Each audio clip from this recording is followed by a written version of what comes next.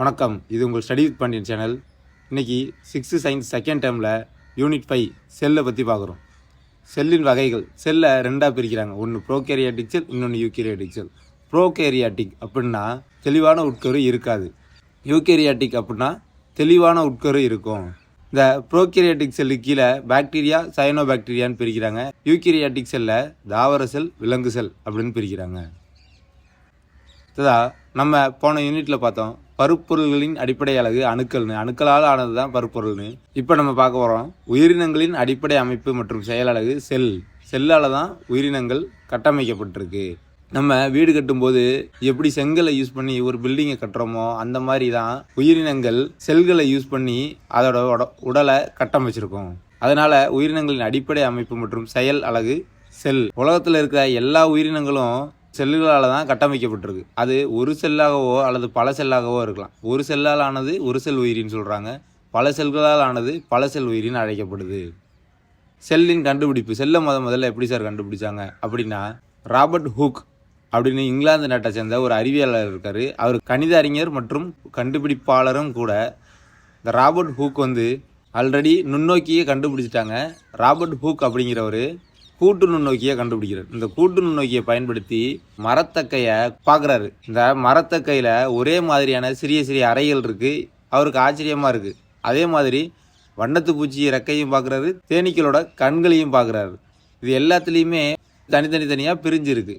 அதன் அடிப்படையில் 1665ஆம் ஆண்டு மைக்ரோகிராஃபியா அப்படின்னு ஒரு நூல் எழுதுகிறாரு. அந்த நூலில் தான் முதல்ல செல் அப்படிங்கிற வார்த்தையை பயன்படுத்துகிறாரு.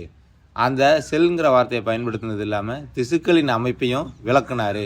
எதுக்கு செல் அப்படின்னு அவர் சொன்னார் அப்படின்னா, லத்தீன் மொழியில் செல்லுலா அப்படின்னா சிறிய அறை அப்படின்னு பொருள். நம்ம இதற்கு முன்னதாக போன டேம் புக்கில் நிறைய வேறுமொழி வார்த்தைகள் பார்த்தோம். முதல்ல செக்கோஸ்லோவியா வார்த்தை ரோபோட்டா அப்படிங்கிறத பற்றி பார்த்தோம். அப்படின்னா உத்தரவுக்கு படிந்த ஊழியர். அதுக்கு அடுத்ததாக ஹிஸ்டோரியா அப்படிங்கிற கிரேக்க வார்த்தையை பார்த்தோம். அப்படின்னா விசாரிப்பதன் மூலம் கற்றல். அதுக்கப்புறம் மானுடவியல் அப்படின்றது ஆந்த்ரோபாலஜின்னு இங்கிலீஷில் சொல்கிறாங்க. அது ஆந்த்ரோபோஸ், லோகோஸ் அப்படின்ற 2 கிரேக்க வார்த்தையிலிருந்து எடுக்கப்பட்டது. ஆந்த்ரோபோஸ்னா மக்கள், லோகோஸ்னா எண்ணங்கள் அல்லது காரணங்கள்னு பார்த்தோம். அதற்கு அடுத்ததாக சிவிஸ் அப்படிங்கிறது லத்தீன் வார்த்தைன்னு பார்த்தோம். இதுக்கு முன்னாடி பார்த்தது செக்கோஸ்லோவியா 1, 2 கிரேக்கம் பார்த்தோம். அதுக்கப்புறம் சிவிஸ்ன்றது லத்தீன் வார்த்தைன்னு பார்த்தோம். இதற்கு பொருள் நகரம்னு பார்த்தோம். அதுக்கப்புறம் பேரிடத்தை பெற்ற படிப்புக்கு காஸ்மாலஜின்னு பார்த்தோம். இது ஒரு கிரேக்க வார்த்தை. அடுத்து சூரிய குடும்பம்ன்றது சோலார் சிஸ்டம்னு சொல்லுவோம். இது சூரிய கடவுள்னு பொருள் தர லத்தீன் வார்த்தையான SOL சோல் அப்படின்றதுலேருந்து எடுத்தாங்கன்னு பார்த்தோம். அதற்கப்புறம் 8 கோள்களை பார்த்தோம். இதில் யுரேனஸ் மட்டும் கிரேக்க கடவுளோட பேருன்னு பார்த்தோம். மற்றது எல்லாம் ரோமானிய கடவுளின் பேருன்னு பார்த்தோம். அடுத்ததாக இந்த புக்கில் பார்த்தீங்கன்னா இதுதான் முதல் வார்த்தை. லத்தீன் மொழியில் செல்லுலா அப்படின்றதுக்கு சிறிய அறை அப்படின்னு பொருள். இதை நான் ஏன் சொல்கிறேன்னா கைஸ், இந்த மாதிரி இடத்துல தான் நம்ம நிறைய மிஸ்டேக் பண்ணுவோம். இதில் ஒரு புக்ஸோட பேரில் நான் நம்ம சிலபஸில் எது வரைக்கும் போகிறோமோ அது வரைக்கும் நம்ம எந்த புக்கோட நேம் பார்த்தாலும் எந்த வேறுமொழி வார்த்தைகள் பார்த்தாலும் நான் இந்த மாதிரி கண்டினியூவாக உங்களுக்கு சொல்லிட்டு வரேன். அப்படி சொல்லிட்டு வரும்போது நமக்கு ஈஸியாக இருக்கும். நீங்கள் கவனிக்கிறவங்களுக்கு அப்படி கொஸ்டின் வரும்போது ஈஸியாக டேக்கிள் பண்ணலாம், ஈஸியாக அதுக்கு ஆன்சர் பண்ணிடலாம். அதனால் நான் வருஷலாக சொல்லிட்டு வரேன். அடுத்ததா செல்லை பற்றி படிக்கும் அறிவியல் பிரிவு செல் உயிரியல் எனப்படும். நிறைய பேர் என்ன பண்ணுவாங்கன்னா, இந்த மாதிரி வரும்போது செல்லியல் அப்படின்னு போட்டுருவாங்க. செல்லியல் கிடையாது, செல் உயிரியல். செல்லை பற்றி படிக்கும் அறிவியல் பிரிவு செல் உயிரியல் எனப்படும். இதற்கு முன்னாடி ஒரு பாக்ஸ் இருக்குது, அதை பார்த்துருவோம். மேலும் அறிந்து கொள்வோம். நாம் வெறுங்கண்ணால் செல்லினை காண இயலாது. ஏன்னா செல்லு ரொம்ப சின்னது. அதை நம்ம கூட்டு நுண்ணோக்கியால் மட்டுமே காண இயலும். இப்போ தற்காலத்தில் எலக்ட்ரான் நுண்ணோக்கி செல்களை நன்கு உருப்பெருக்கம் செய்து நமக்கு காண்பிக்குது. இந்த எலக்ட்ரான் நோக்கிய வேற எங்கே நம்ம பார்த்தோம், அணுக்களை பார்க்கறதுக்கு பார்த்தோம் இல்லையா. பருப்பொருளின் அடிப்படை அலகு அணுக்கள். அதை பார்க்கறதுக்கு செம்முன்னு 2 பார்த்தோம் இல்லையா. டனலிங் எலக்ட்ரான் மைக்ரோஸ்கோப், ஊடுபுழை எலக்ட்ரான் மைக்ரோஸ்கோப்னு 2 பார்த்தோம். அங்கே அணுக்களை பார்க்கறதுக்கும் இதே எலக்ட்ரான் மைக்ரோஸ்கோப் தான், நம்ம செல்களை பார்க்கறதுக்கும் இதே எலக்ட்ரான் மைக்ரோஸ்கோப் தான் யூஸ் பண்ணுறோம். அடுத்ததாக செல்லின் அமைப்பை பற்றி பார்க்குறோம். செல்லை 3 முக்கிய பகுதிகளாக பிரிக்கிறாங்க. செல்லை சுற்றி காணப்படும் வெளியுறையான செல் சவ்வு இருக்கும். அதுக்குள்ள திரவநிலை சைட்டோபிளாசம் இருக்கும். நடுவில் உட்கரு இருக்கும். இதுதான் செல்லின் 3 முக்கிய பகுதிகளாக பிரிச்சிருக்காங்க. நம்ம மனித உடலில் எப்படி கண், காது, நுரையீரல், இதயம் இப்படி இருக்கு இல்லையா, இதெல்லாம் தனித்தனி உறுப்பு மாதிரி. இதெல்லாம் ஒரே ஒரு வேலையை செய்யும். இதே மாதிரி செல்களுக்குள்ளேயும் ஒரு சின்ன சின்ன உறுப்புகள் இருக்கும். அதெல்லாம் செல்களுக்குள்ளே தனித்தனி வேலைகளை செய்யும். இது எல்லாத்தையும் செல் நுண்ணுறுப்புகள் அப்படின்னு வரையறுக்கிறாங்க. நெக்ஸ்ட்டு செல்லின் அளவு கொடுத்துருக்காங்க. செல்லின் அளவு மைக்ரோமீட்டரிலிருந்து சில சென்டிமீட்டர் வரை வேறுபடும். மைக்ரோமீட்டர்னால் நம்ம என்ன பார்த்தோம், 10⁻⁻6 மீட்டர் பார்த்தோம். சென்டிமீட்டர்ன்றது என்ன பார்த்தோம், 10⁻³ மீட்டர்னு பார்த்தோம். இது எல்லாத்தையும் போன டைம் அளவீடுகள் பாடத்தில் ரொம்ப தெளிவாக இருக்கும். இப்போதைக்கு மைக்ரோமீட்டர் 10⁻⁶, சென்டிமீட்டர் 10⁻³ மீட்டர்னு ஞாபகம் வச்சுக்கோங்க. அடுத்ததாக முட்டைங்கிறதும் ஒரு செல்லு தான். இப்போ நம்ம பார்த்தோம் இல்லையா முக்கிய 3 பகுதிகள்னு, அதில் முட்டையில் பார்த்தீங்கன்னா வெளியில் ஒரு சவ்வு இருக்குமோ அதை செல் சவ்வுன்னும், வெண்மை பகுதி இருக்கு இல்லையா அதை சைட்டோபிளாசம் அப்படின்னு வச்சுக்கிட்டா, நடுவில் இருக்க மஞ்சள் கரு உட்கரு, இதுதான் ஒரு செல்லோட அமைப்பு. இதை தான் 3 முக்கிய பகுதிகள்னு முன்னாடி பார்த்தோம். ப்ரீவியஸ் இயர் கொஸ்டின் இதில் ஒன்று இருக்குது. என்னென்னா, முட்டையில் உள்ள வெண்மை பகுதிக்கு பேர் ஆல்புமின். இது ஆல்ரெடி கேட்ட கொஸ்டின் பிசி எக்ஸாமில். முட்டையோட வெண்மை பகுதிக்கு பேர் ஆல்புமின். நெக்ஸ்ட்டு, பாக்டீரியாக்கள் மிகச்சிறியவை. இது 0.1 முதல் 0.5 மைக்ரோமீட்டர் வரையிலான அளவில் காணப்படுகிறது. பொதுவாக செல்கள் மிகச்சிறியவை, அதை மைக்ரோமீட்டரில் தான் அளப்பாங்க. பாக்டீரியா செல்கள் 0.1லேருந்து 0.5 மைக்ரோமீட்டர் வரையில் இருக்கும். இதற்கு டைரக்ட் ஆப்போசிட்டாக நெருப்பு கோழியின் முட்டையும் ஒரு செல்லால் ஆனது தான். இது 170 மில்லிமீட்டர் விட்டம் உடையது. இதை வெறுங்கன்னாலே பார்க்கலாம். நெருப்பு கோழி முட்டை 170 மில்லிமீட்டர் அப்படின்னா 17 சென்டிமீட்டர் விட்டம் கொண்டது.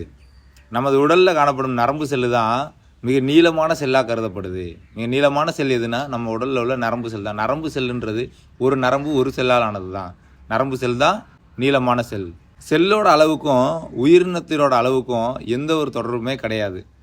உதாரணத்துக்கு யானையின் செல்லை விட சுண்டலியின் செல் சின்னதாக தான் இருக்கணும் அப்படின்னு எந்த ஒரு அவசியமும் இல்லை. செல்களின் கட்டமைப்பு தான், அதாவது செல்களின் எண்ணிக்கையை பொறுத்து தான் உயிரினங்களோட சைஸ் மாறுமே தவிர செல்களின் அளவை பொறுத்து மாறாது. செல்லின் வடிவம் சொல்கிறாங்க. செல் வித்தியாசமான வடிவங்கள்லாம் இருக்கும். இப்போ நரம்பு செல், இந்த டயக்ராம் பாருங்கள். இந்த டயக்ராமில் பாருங்கள், நரம்பு செல் எப்படி இருக்குது, நீளமாக இருக்கா, ரத்த சிவப்பு தட்டையாக இருக்கும். தசை செல்கள் இந்த படத்தில் காட்டியிருக்க மாதிரி இருக்கும். செல்களின் அளவுகள் கொடுத்துருக்காங்க, சிறியது முதல் பெரியது வரை. முதல்ல வைரஸ், அடுத்து பாக்டீரியா, தாவர செல், மனித கருமுட்டை செல், தவளை முட்டை, கோழி முட்டை, கடைசியில் நெருப்பு கோழி முட்டை கொடுத்துருக்காங்க. நெருப்பு கோழி முட்டை தான் ஒரு செல்லே பெரியது எதுன்னு கேட்டிங்கன்னா நெருப்பு கோழி முட்டை தான். செல்களின் எண்ணிக்கை, அதாவது ஒவ்வொரு உயிரினமும் வெவ்வேறு அளவிலான செல்களின் எண்ணிக்கையை கொண்டிருக்கும்.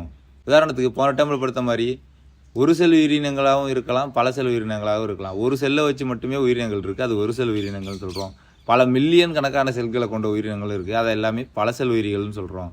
ஒரு செல் உயிரிகளுக்கு எடுத்துக்காட்டு பாக்டீரியா, அமீபா, கிளாமிடோமோனஸ் மற்றும் ஈஸ்ட் ஆகியவற்றை கொடுத்துருக்காங்க. பல செல் உயிரிகளுக்கு ஸ்பைரோகைரா, மாமரம், மனிதன் போன்றவை பல செல் உயிரிகளுக்கு உதாரணமாக கொடுத்துருக்காங்க. தோராயமாக மனித உடலில் எத்தனை செல் இருக்கும் அப்படின்னா 3.7 × 10⁻13 அளவுக்கு மனித உடலில் செல்கள் இருக்குது. செல்லின் வகைகள் ஆல்ரெடி பார்த்தோம். செல்லை 2ஆக பிரிச்சிருக்காங்க. ஒன்று ப்ரோகேரியாட்டிக், இன்னொன்று யூகேரியாட்டிக். ப்ரோகேரியாட்டிக் அப்படின்றது தெளிவான உட்கரு இருக்காது, யூகேரியாட்டிக்கில் தெளிவான உட்கரு இருக்கும். ப்ரோகேரியாட்டிக் செல்னால் என்னென்னு பார்ப்போம். பாக்டீரியா அப்படிங்கிறது ஒரு ப்ரோகேரியாட்டிக் செல். இது 2023 எஸ்ஐ கொஸ்டினில் கேட்ட கொஸ்டின். பாக்டீரியா டேஷ் செல்கள் அப்படின்னு கேட்டாங்க. பாக்டீரியாக்கள் ப்ரோகேரியாட்டிக் செல்கள். நம்ம பார்த்தோம் ப்ரோகேரியாட்டிக்னா தெளிவான உட்கரு இருக்காது, அதே மாதிரி பாக்டீரியாவுக்கு தெளிவான உட்கரு இருக்காது. இவற்றின் உட்கரு நியூக்ளியாய்டு என்று அழைக்கப்படும். ஆக்சுவலாக உட்கரு அப்படின்னா நியூக்ளியோலஸ்ன்னு சொல்லுவாங்க. தெளிவான உட்கரு இல்லாததுனால இதை நியூக்ளியாய்டு அப்படின்னு சொல்லுவாங்க. இந்த பாக்டீரியா செல்களை சுற்றி செல் செவ்வுகள் காணப்படாது. நம்ம செல்களின் முக்கிய பகுதிகளில் 3 பார்த்தோம். செல் செவ்வு, சைட்டோபிளாசம், உட்கருன்னு. இதில் உட்கரு தெளிவற்று இருக்கும் ப்ரோகேரியாட்டிக்கில். அதே மாதிரி செல் செவ்வு காணப்படுவதில்லை. ப்ரோகேரியாட்டிக் செல்களை சுற்றி செல் செவ்வு காணப்படாது. அதுபோக இந்த பூமியில் முதல்ல உருவானது ப்ரோகேரியாட்டிக் செல்கள் தான். அதுக்கப்புறம் தான் யூகேரியாட்டிக் செல்கள் உருவாச்சு. இந்த ப்ரோகேரியாட்டிக் செல்கள் 0.003 மைக்ரோமீட்டர் முதல் 2 மைக்ரோமீட்டர் வரையிலான விட்டம் கொண்டது. எடுத்துக்காட்டுக்கு எக்ஸரிசியா கோலை பாக்டீரியா கொடுத்துருக்காங்க. அடுத்த யூகேரியாட்டிக் பார்ப்போம். யூகேரியாட்டிக் அப்படிங்கிறது தெளிவான உட்கருவை கொண்ட செல்கள். ப்ரோகேரியாட்டிக் செல்களை விட அளவில் பெரியது. இந்த யூகேரியாட்டிக் செல் நுண்ணுறுப்புகளை சுற்றி செல் செவ்வு காணப்படும். அங்கே ப்ரோகேரியாட்டிக்கில் காணப்படாதுன்னு பார்த்தோம், இங்கே காணப்படும். எடுத்துக்காட்டுக்கு தாவர செல், விலங்கு செல், பெரும்பான்மையான பூஞ்சைகள் மற்றும் ஆல்காக்களை கொடுத்துருக்காங்க. நெக்ஸ்ட்டு டிஃபரன்ஸ் டேபிள் கொடுத்துருக்காங்க ப்ரோகேரியாட்டிக் செல்லுக்கும் யூகேரியாட்டிக் செல்லுக்கும். ப்ரோகேரியாட்டிக் செல்லுன்றது 1 முதல் 2 மைக்ரான் விட்டம் கொண்டது. யூகேரியாட்டிக் செல் 10 முதல் 100 மைக்ரான் விட்டம் கொண்டதுன்னு கொடுத்துருக்காங்க. அடுத்து செல் செவ்வு காணப்படாதுன்னு பார்த்தோம் ப்ரோகேரியாட்டிக்கில். யூகேரியாட்டிக்கில் செல் செவ்வு காணப்படும். தெளிவற்ற உட்கரு கொண்டவைன்னு பார்த்தோம் ப்ரோகேரியாட்டை. அடுத்து யூகேரியாட் தெளிவான உட்கரு கொண்டது. ப்ரோகேரியாட்டிக் செல்லில் நியூக்ளியோலஸ் காணப்படுவதில்லை. நம்ம என்ன பார்த்தோம், நியூக்ளியாய்டு இருக்கும், நியூக்ளியோலஸ் இருக்காது. யூகேரியாட்டிக் செல்லில் நியூக்ளியோலஸ் இருக்கும். அடுத்ததாக தாவர செல், விலங்கு செல் பற்றி பார்க்குறோம். தாவர செல்லோட முக்கிய பண்புகள் என்னன்னு பார்க்குறோம். தாவர செல்கள் விலங்கு செல்களை விட அளவில் பெரியவையாகவும் கடினத்தன்மை மிக்கதாகவும் இருக்கும். எப்படின்னா நம்ம நம்ம மனிதனையும் ஒரு மரத்தையும் கம்பேர் பண்ணலாம். நம்ம அதை வச்சு உங்களுக்கு எக்ஸ்பிளைன் பண்ணுறேன். எப்படின்னா, மரம் பெருசாக இருக்கும், அதனால் தாவர செல்கள் பெரியது, விலங்கு செல்களை விட தாவர செல்கள் பெரியது. மரம் எப்படி இருக்கும்? ஹார்டாக இருக்கும் இல்லையா? மனிதனை கம்பேர் பண்ணும்போது மரம் வந்து ஹார்டாக இருக்கும், அதனால் கடினத்தன்மை மிக்கதாகவும் இருக்கும் மரத்தோட செல்கள். தாவர செல்களை சுற்றி வெளிப்புறத்தில் செல் சுவரும் அதனை எடுத்து செல் சவ்வும் இருக்கும். செல் சுவர் அப்படிங்கிறது என்ன சொல்கிறாங்கன்னா, பாதுகாப்பு மற்றும் உறுதித்தன்மைக்காக இந்த செல் சுவர் இருக்கும். நம்ம மரத்தை சுற்றி பார்த்துருக்கல, மரப்பட்டைகள் இருக்குல்ல, அதனால் தாவர செல்களுக்கு செல் சுவர் இருக்கும் அப்படின்னு ஞாபகம் வச்சுக்கோங்க. விலங்கு செல்களுக்கு செல் சுவர் இருக்காது, செல் சவ்வு மட்டும்தான் இருக்கும். தாவர செல்கள் பசுங்கணிகளை கொண்டிருக்கும். தாவர செல்களில் தான் பசுங்கணி இருக்கும். அது பச்சை கலர் இருக்குல்ல, நம்ம போன டைமில் பார்த்த மாதிரி அந்த பச்சையத்தை வச்சு தான் அது ஒளிச்சேர்க்கை செஞ்சு உணவை தயாரித்து கொள்ளும். அதனால் தாவரங்களில் பசுங்கணிகங்கள் இருக்கும், விலங்கு செல்லில் பசுங்கணிகள் இருக்காது. தாவர செல்லில் நுண்குமிழ்கள் காணப்படும், ஆனால் சென்ட்ரியோல்கள் இருக்காது. அடுத்து விலங்கு செல்கள் பார்ப்போம். விலங்கு செல்கள் தாவர செல்களோட சின்னது, கடினத்தன்மையற்றது. நம்ம உடம்புல உள்ள தோல் எப்படி இருக்கும்? சாஃப்டாக இருக்கும் இல்லையா? அதனால் கடினத்தன்மை இருக்காது. அதாவது தாவர செல்கள் வந்து கடினத்தன்மையாக இருக்கும். விலங்கு செல்லை சுற்றி செல் செவ்வு காணப்படுகிறது. விலங்கு செல்லை சுற்றி செல் செவ்வு இருக்கும், செல் சுவர் கிடையாது. தாவர செல்களில் செல் சுவர் இருக்குன்னு பார்த்தோம், ஹார்டாக இருக்குல்ல வெளியில், அதனால் அதுக்கு செல் சுவர் உண்டு. நமக்கு செல் சுவர் கிடையாது, செல் செவ்வு மட்டும்தான் இருக்குது விலங்கு செல்களுக்கு. விலங்கு செல்லில் பசுங்கணிகம் இருக்காது. இவை சிறிய நுண்குமிழ்களை கொண்டுள்ளன. தாவர செல்கள் நுண்குமிழ்கள் இருக்கும், விலங்கு செல்லில் சிறிய நுண்குமிழ்கள் இருக்கும். விலங்கு செல்களில் சென்ட்ரியோல்கள் இருக்கும், தாவர செல்கள் சென்ட்ரியோல்கள் இல்லைன்னு பார்த்தோம். அடுத்ததாக செல்லின் நுண்ணுறுப்புகள் மற்றும் அதன் பணிகள் கொடுத்துருக்காங்க. இது ரொம்ப முக்கியமான ஒரு டேபிள். முதல்ல செல் சுவர் கொடுத்துருக்காங்க. செல் சுவர் அப்படிங்கிறது செல்லை பாதுகாக்கும், செல்லுக்கு உறுதித்தன்மை மற்றும் வலிமையை தரும். இந்த செல் சுவருக்கு சிறப்பு பெயர் தாக்குபவர் அல்லது பாதுகாப்பவர். அதாவது இப்போ கொஸ்டின் பாயிண்ட் ஆஃப் வியூவில் என்ன கேட்பாங்கன்னா, சிறப்பு பெயரை கொடுத்து தாங்குபவர் அல்லது பாதுகாப்பவர் அப்படின்னா யார், அப்படின்னா என்ன அப்படின்னு கொடுத்துட்டு ஆப்ஷன் கொடுத்துருவாங்க. நம்ம அந்த சிறப்பு பெயர்களையும் நல்லா நோட் பண்ணி படிச்சுக்கணும். தாங்குபவர் அல்லது பாதுகாப்பவர்னா செல் சுவர். அடுத்து செல் சவ்வு கொடுத்துருக்காங்க. செல் சவ்வுனா செல்லுக்கு பாதுகாப்பு தரும், அது போக செல்லுக்கு உள்ளேயும் வெளியேயும் பொருள்கள் கடத்தப்படுவதை கட்டுப்படுத்துது. அதாவது செல் சுவர் அப்படிங்கிறது கடத்தவே கடத்தாது, உள்ளேருந்து வெளிலையோ வெளிலேருந்து உள்ளேயோ போக முடியாது. ஆனால் செல் சவ்வு அப்படிங்கிற சவ்வு அப்படிங்கிற இடத்துல வெளிலேருந்து உள்ளேயோ உள்ளேருந்து வெளிலையோ போக முடியும். ஆனால் இந்த பொருள்கள் கடத்தப்படுவதை கட்டுப்படுத்துறது தான் அந்த செல் சவ்வு. எல்லா பொருளையும் அனுமதிக்காது, ஒரு சில பொருள்கள் மட்டும்தான் உள்ளே போக முடியும், அதுதான் செல் சவ்வு. சிறப்பு பெயர் செல்லின் கதவு, ஏன்னா உள்ளே போயிட்டு வெளில வரலாம் இல்லையா, அதனால் செல்லின் கதவுன்னு சொல்கிறாங்க செல் சவ்வை. மூன்றாவது சைட்டோபிளாசம், நீர் அல்லது ஜெல்லி போன்ற செல்லில் உள்ள நகரும் பொருள். நம்ம பார்த்தோம்ல முட்டையோட வெண்மை பகுதின்னு, முட்டையோட வெண்மை பகுதி எப்படி இருக்கும்? குழந்தை இருக்குல்ல ஜெல்லி மாதிரி, அதுதான் சொல்கிறாங்க. செல்லின் நகரும் பகுதியும் இந்த சைட்டோபிளாசம் தான். சிறப்பு பெயரில் செல்லின் நகரும் பகுதி கொடுத்துருக்காங்க. நான்காவது தான் மைட்டோகாண்ட்ரியா. மைட்டோகாண்ட்ரியா செல்லுக்கு தேவையான அதிக சக்தியை உருவாக்கி தருகிறது. இதை நம்ம ஃப்யூச்சரில் பார்க்கலாம். மைட்டோகாண்ட்ரியாவை பற்றி மிக தெளிவாக ஃப்யூச்சரில் பார்ப்போம். இப்போதைக்கு செல்லுக்கு தேவையான சக்தியை உருவாக்கி தரும்னு பார்த்துக்கோங்க. செல்லுக்கு தேவையான சக்தியை உருவாக்கி தரனால இதுக்கு சிறப்பு பெயர் செல்லின் ஆற்றல் மையம். செல்லின் ஆற்றல் மையம்னா மைட்டோகாண்ட்ரியா. அஞ்சாவதா பசுங்கணிகம் பார்க்குறோம். பசுங்கணிகத்தை நம்ம ஆல்ரெடி சொல்லியிருக்கோம். இந்த பசுங்கணிகத்தில் தான் பச்சையம்ன்ற நிறம் இருக்கும். இந்த பச்சையம் தான் சூரிய ஒளியை இழுத்து ஒளிச்சேர்க்கை மூலமாக தாவரம் உணவு தயாரிக்க பயன்படுது. இதனால தான் பசுங்கணிகத்தை செல்லின் உணவு தொழிற்சாலைன்னு சொல்கிறாங்க. ஏன்னா ஒளிச்சேர்க்கை பண்ணி தாவரத்தோட உணவு தயாரிக்குது இல்லையா, அதனால் செல்லின் உணவு தொழிற்சாலை பசுங்கணிகம். அடுத்தா நுண்குமிழ்கள் பார்க்குறோம். நுண்குமிழ்கள்னால் நம்ம பபுள்ஸ் தான். நம்ம பபுள்ஸ் உள்ளே வந்து எதுவும் இருக்காது இல்லையா, சுற்றி பபுள் இருக்கும், நடுவில் எதுவுமே இருக்காது. அதுக்குள்ளே உணவு, நீர் மற்றும் வேதிப்பொருட்களை சேமித்து வைக்கும் இந்த நுண்குமிழ்கள். அதனால் அந்த நுண்குமிழ்கள் சேமிப்பு கிடங்கு அப்படின்னு அழைக்கப்படுது. உட்கரு நியூக்ளியஸ் பார்க்குறோம். இந்த உட்கரு தான் செல்லின் மூளையாக செயல்படும். செல்லின் அனைத்து செயல்களையும் ஒருங்கிணைத்து கட்டுப்படுத்தும். செல்லின் கட்டுப்பாட்டு மையம் அப்படின்னு இதுக்கு சிறப்பு பேர். செல்லின் கட்டுப்பாட்டு மையம் எதுனா உட்கரு. உட்கரு உரை, உட்கரு சுற்றி ஒரு சின்ன உரை இருக்கும், இதை நியூக்ளியஸ் உரை அப்படின்னு அழைக்கிறாங்க. நியூக்ளியஸை சுற்றி அமைந்த அதை பாதுகாக்கும். நியூக்ளியஸுக்கு உள்ளேயும் வெளிலேயும் பொருட்களை அனுப்பும். இது உட்கரு வாயில் அப்படின்னு அழைக்கப்படுது, அல்லது உட்கரு கதவு அப்படின்ற சிறப்பு பெயர்களில் அழைக்கப்படுது. செல்லின் கதவு என்னன்னு பார்த்தோம், செல் செவ்வு. உட்கரு கதவு அப்படிங்கிறது உட்கரு உரை. அவ்வளோதான் கைஸ், இதோட இந்த பாடம் முடியுது. நம்ம வழக்கமாக பண்ணுற மாதிரி நம்ம ரிவிஷன் பண்ணலாம். இப்போ நீங்கள் ஃபோனை வச்சிடலாம், நீங்கள் கேட்டால் போதும், நம்ம ரிவிஷனுக்குள்ளே போயிடலாம். இந்த பாடத்தோட பேர் செல் அப்படின்னு பார்த்தோம். உயிரினங்களின் அடிப்படை அமைப்பு மற்றும் செயலழகு செல். அடுத்ததாக செல்லுன்ற வார்த்தையை முதல்ல பயன்படுத்தினவர் ராபர்ட் ஹூக்கு. இவர் கூட்டு நுண்ணோக்கியை கண்டுபிடிச்சார். இவர் 1665 தன்னோட மைக்ரோகிராஃபியா அப்படிங்கிற புக்கில் முதல்ல செல் அப்படிங்கிற வார்த்தையை பயன்படுத்தினார். இந்த வார்த்தையை செல்லுலா அப்படின்ற லத்தீன் வார்த்தையிலிருந்து எடுத்தார். இதன் பொருள் சிறிய அறை. அதுக்கப்புறமா செல்லின் முக்கிய பகுதிகளை பார்த்தோம். அது 3: செல் சுவர், சைட்டோபிளாசம், உட்கரு. இதை ஒரு முட்டையோட கம்பேர் பண்ணியிருந்தாங்க. முட்டையோட வெளியில் செல் சவ் இருக்கும், நடுவில் இருக்க சைட்டோபிளாசம் அப்படிங்கிறது முட்டையின் வெண்மை நிற பகுதி, அதுக்கு ஆல்புமின்னு ஒரு பேர் பார்த்தோம். நடுவில் இருக்கிறது முட்டையின் மஞ்சக்கரு, அதை உட்கருவாக பார்த்தோம். அடுத்ததாக பார்த்தோம் மிகப்பெரிய தனி செல் அப்படிங்கிறது நெருப்புக்கோழியின் முட்டை 170 மில்லிமீட்டர்னு பார்த்தோம். மிக நீளமான செல் நரம்பு செல்னு பார்த்தோம். நெக்ஸ்ட்டு ஒரு பாக்ஸ் பார்த்தோம். தோராயமாக மனித உடலில் இருக்க செல்களின் எண்ணிக்கை 3.7 × 10^13 அப்படின்னு பார்த்தோம். 3.7 × 10^13. நெக்ஸ்ட்டு ஒரு யானையின் செல்லை விட சுண்டெலியின் செல் சிறியதாக தான் இருக்கணும் அப்படின்னு எந்த ஒரு அவசியமும் இல்லை அப்படின்னு பார்த்தோம். அடுத்ததாக செல்களை 2ஆக பிரிக்கிறாங்க. ஒன்று ப்ரோகேரியாட்டிக் தெளிவற்ற உட்கருவை கொண்டது, அடுத்து யூகேரியாட்டிக் தெளிவான உட்கரு கொண்டதுன்னு பார்த்தோம். இதில் பாக்டீரியா ஒரு ப்ரோகேரியாட்டிக் செல்லுன்னு பார்த்தோம். இந்த உலகத்தில் முதல்ல உருவான செல்லும் இந்த ப்ரோகேரியாட்டிக் செல் தான். ப்ரோகேரியாட்டிக் செல்லுக்கு தெளிவற்ற உட்கரு இருக்கும், அதை நியூக்ளியாய்டுன்னு சொல்கிறோம். செல் நுண்ணுறுப்புகளை சுற்றி செல் செவ்வு காணப்படாது. அடுத்து யூகேரியாட்டிக் செல் பார்த்தோம். யூகேரியாட்டிக் செல்லுன்றது ப்ரோகேரியாட்டிக் செல்லோட அளவில் பெருசு, இதை சுற்றி செல் சுவர் காணப்படும் பார்த்தோம். நெக்ஸ்ட்டு தாவர செல்கள், விலங்கு செல்கள் பார்த்தோம். தாவர செல்கள் விலங்கு செல்களோட பெருசு, செல் செவ் இருக்கும், அதை சுற்றி செல் சுவரும் காணப்படும்.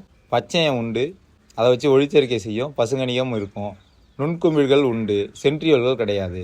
விலங்கு செல்களில் என்னென்ன பார்த்தோம்? தாவர செல்களோட அளவில் சிறியது, கடினத்தன்மை அற்றது. செல் சவ்வு உண்டு, செல் சுவர் கிடையாதுன்னு பார்த்தோம். பச்சையம் கிடையாது, சிறிய நுண்குமிழ்கள் உண்டு, சென்ட்ரியோல்கள் உண்டு. அடுத்ததாக கடைசியில் செல்லின் பாகம், சிறப்பு பெயர்கள், அந்த பணிகள் பார்த்தோம். செல்லின் பாகத்தில் ஃபஸ்ட்டு என்ன பார்த்தோம்? செல் சுவர் பார்த்தோம். செல் சுவர் அப்படிங்கிறது உறுதித்தன்மைக்கும் பாதுகாப்புக்கும் பயன்படும். தாங்குபவர் அல்லது பாதுகாப்பவர்ன்றது சிறப்பு பெயர். செல் சவ்வு பார்த்தோம், அது செல்லுக்கு உள்ளேயும் வெளியேயும் போகிற பாதைன்னு பார்த்தோம். செல்லின் கதவு அப்படின்றது சிறப்பு பெயர். சைட்டோபிளாசம் பார்த்தோம், இது ஜெல்லி மாதிரி இருக்கும், இது செல்லின் நகரும் பகுதி அப்படின்றது சிறப்பு பெயர். செல்லின் நகரும் பகுதினா சைட்டோபிளாசம். மைட்டோகாண்ட்ரியா பார்த்தோம், இது செல்லுக்கு தேவையான ஆற்றல் உருவாக்கத்தில் ஈடுபடுது, இதனால் செல்லின் ஆற்றல் மையம்னு அழைக்கப்படுது. பசுங்கனிகம் பச்சையத்தை கொண்டிருக்கும், இதன் மூலமாக ஒளிச்சேர்க்கை செஞ்சு தாவரங்கள் உணவு தயாரிக்கும். செல்லின் உணவு தொழிற்சாலை அப்படின்றது பசுங்கனிகம். அடுத்த நுண்குமிழ்கள் பார்த்தோம். நுண்குமிழ்கள் உணவு, நீர் அதெல்லாம் சேமித்து வைக்கும்னு பார்த்தோம். செல்லோட சேமிப்பு கிடங்கு நுண்குமிழ். அடுத்ததாக உட்கரு பார்த்தோம், நியூக்ளியஸ். இதுதான் செல்லின் மூளையாக செயல்படும், செல்லை கட்டுப்படுத்தும். இது செல்லின் கட்டுப்பாட்டு மையம்னு அழைக்கப்படும். கடைசியில் உட்கரு உரை பார்த்தோம், நியூக்ளியஸ் உரை. இது உட்கரு வாயில் அல்லது உட்கரு கதவு அப்படின்னு அழைக்கப்படும். செல்லின் கதவு கிடையாது, செல்லின் கதவு செல் செவ்வுக்கு போயிடும். உட்கரின் கதவு தான் நியூக்ளியஸ் உரை, உட்கரு உரை. நம்ம நெக்ஸ்ட்டு புக் பேக் போயிடலாம். நான் வழக்கம் போல் புக் பேக் காமிக்கிறேன், நீங்கள் பாஸ் பண்ணி வச்சுட்டு இப்போ நம்ம படித்ததை வச்சு சால்வ் பண்ண முடியுதான்னு ட்ரை பண்ணி பாருங்கள். சரியான விடை தேர்ந்ததில் ஒரு 5 இருக்குது, கோடிட்டிடங்களில் ஒரு 5, சரியா தவறால் ஒரு 5, ஒரு பொறுத்துக ஒப்புமை தருகளை ஒரு 3 இருக்குது. Right case. நம்ம புக் பேக் உள்ள போயிடலாம். செல்லின் அளவை குறிக்கும் குறியீடு நம்ம பார்த்தோம், மைக்ரோமீட்டர். நுண்ணோக்கியில் பிரியா செல்லை பார்க்கும்போது அச்செல்லில் செல் சுவரும் நியூக்ளியஸும் இருக்கிறது. பிரியா பார்த்த செல் சுவர் எதுக்கு இருக்குன்னா தாவர செல்லுக்கு மட்டும்தான் செல் சுவர் இருக்குன்னு நம்ம பார்த்தோம். விலங்கு செல்லுக்கு செல் சுவர் கிடையாது, செல் சுவர் மட்டும்தான் இருக்கும், அது தாவர செல். நரம்பு செல்னு நீங்கள் சொல்லலாம், நரம்பு செல்லு விலங்கு செல்லு தான், அதுக்கும் செல் சுவர் கிடையாது, தாவர செல் மட்டும்தான் செல் சுவர் இருக்கும். 3வது கொஸ்டின், யூகேரியாட்டின் கட்டுப்பாட்டு மையம் எனப்படுவது? கட்டுப்பாட்டு மையம்னா என்ன? சிறப்பு பெயர்கள். கட்டுப்பாட்டு மையம்ன்றது ஒரு செல்லை கட்டுப்படுத்துறது எது? நியூக்ளியஸ், உட்கரு. கீழ் உள்ளவற்றில் நியூக்ளியஸ் ஆப்ஷன் பியில் இருக்கு பாருங்கள். 4வது கொஸ்டின், கீழ் உள்ளவற்றில் எது ஒரு செல் உயிரினம் அல்ல? ஈஸ்ட்டு, அமீபா, பாக்டீரியா எல்லாமே ஒரு செல் உயிரினம். இந்த ஸ்பைரோகைரா ஒரு செல் உயிரினம் கிடையாது. இந்த பாடத்தோட முன்னாடியே நம்ம படித்தோம். 5வது கொஸ்டின், யூகேரியாட்டிக் செல்லின் நுண்ணுறுப்புகள் காணப்படும் இடம்? யூகேரியாட்டின் நுண்ணுறுப்புகள் எங்கே இருக்கும்? செல் சுவரில் இருக்குமா? கிடையாது. உட்கரில் உட்கரு மட்டும்தான் இருக்கும். நுண்குமிழ்கள் உணவு மற்றும் நீர் சேமித்து வைக்கும். சைட்டோபிளாசத்தில் தான் யூகேரியாட்டிக் செல்லின் நுண்ணுறுப்புகள் காணப்படும், அதுதான் செல்லின் நகரும் பகுதி, ஜெல்லி போன்று இருக்கும், அங்கே தான் யூகேரியாட்டிக் செல்லின் நுண்ணுறுப்புகள் காணப்படும். சைட்டோபிளாசம், இதுக்கு ஆன்சர் சைட்டோபிளாசம் ஆப்ஷன் பியில் இருக்குது. அடுத்து கோடிட்டடங்கள் நிரப்புக. செல்களை காண உதவும் உபகரணம் கூட்டு நுண்ணோக்கி அல்லது எலக்ட்ரான் நுண்ணோக்கி. 2வது கொஸ்டின், நான் செல்லின் உணவு உற்பத்தியை மேற்கொள்கிறேன், நான் யார்? செல்லின் உணவு தொழிற்சாலை என்னன்னு பார்த்தோம், பசுங்கணிகம். 3வது கொஸ்டின், நான் ஒரு காவல்காரன், நான் செல்லினுள்ளேயும் வெளியேயும் அனுமதியின்றி யாரையும் விடமாட்டேன், நான் யார்? செல்லினுள் செல்லின் வெளியில் அப்படின்னா செல் சவ்வு. செல் சுவர்ன்றது பாதுகாப்பு மற்றும் உறுதித்தன்மைக்கு தான், அது உள்ள வெளிலலாம் கடத்தாது. செல் சவ்வு தான் செல்லின் உள்ளேயும் வெளியேயும் அனுமதியின்றி யாரையும் விடாது, செல் சவ்வு. உட்கரு கதவுன்றது நியூக்ளியோலஸ் உரை, அது உட்கருக்குள்ள. செல் சவ்ன்றது செல்லுக்கு. எதுக்கு அடிக்கடி சொல்கிறேன்னா இதில் சிறிய குழப்பம் இருக்கும், டிஃப்ரென்ஷியேட் பண்ணிக்கோங்க. 4வது கொஸ்டின், செல் என்ற வார்த்தையை உருவாக்கியவர் ராபர்ட் ஹூக். தன்னோட மைக்ரோகிராஃபியா அப்படிங்கிற நூலில் விவரிச்சிருக்காரு 1665வது வருஷம். 5வது கொஸ்டின், நெருப்புக்கோழியின் முட்டை டேஷ் தனி செல் ஆகும். மிகப்பெரிய தனி செல். ஏன்னா நெருப்புக்கோழியின் முட்டை தான் தனி செல்லே மிகப்பெரியது. சரியா தவறா கூறுக அப்படின்னு கொடுத்துருக்காங்க.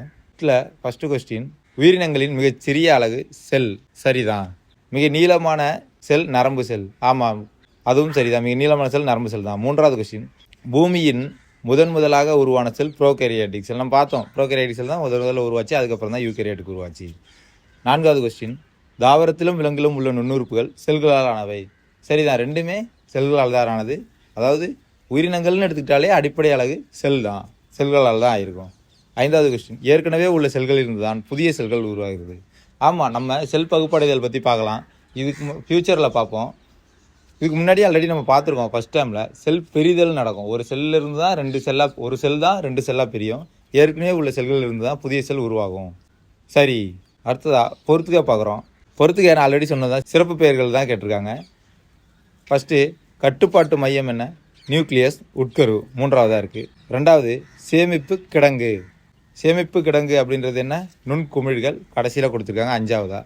3வது, உட்கரு வாயில் கொடுத்துருக்காங்க. உட்கரு வாயில் என்ன? நியூக்ளியஸ் உரை, உட்கரு உரை 4வதாக கொடுத்துருக்காங்க. ஆற்றல் உற்பத்தியாளர் மைட்டோகாண்ட்ரியா 2வதாக கொடுத்துருக்காங்க. செல்லின் வாயில் எது? செல் சவ்வு. இதை ஃபஸ்ட்டில் கொடுத்துருக்காங்க. அடுத்ததாக ஒப்புமை தருக கேட்டிருக்காங்க. Prokaryotic example bacteria, eukaryotic example தாவர செல்கள், விலங்கு செல்கள். இது எல்லாமே யூகேரியாட்டு. ஸ்பைரோகைரா தாவர செல், அமீபா அப்படிங்கிறது ஒரு விலங்கு செல். அமீபா ஒரு விலங்கு, அது ஒரு செல் உயிரினம். அமீபான்றது ஒரு விலங்கு செல். உணவு உற்பத்தியாளர் பசுங்கணிகம். ஆற்றல் மையம் என்னன்னு பார்த்தோம், மைட்டோகாண்ட்ரியா. மைட்டோகாண்ட்ரியா தான் செல்லுக்கு தேவையான சக்தியை உருவாக்கும். ஆற்றல் மையம் மைட்டோகாண்ட்ரியா. கேஸ் இதோட அந்த பாடம் முடிஞ்சிருச்சு. இதுக்கப்புறம் ரெகுலராக வீடியோ வரும். நம்மளை ஃபாலோ பண்ணிக்கோங்க, சப்ஸ்கிரைப் பண்ணிக்கோங்க.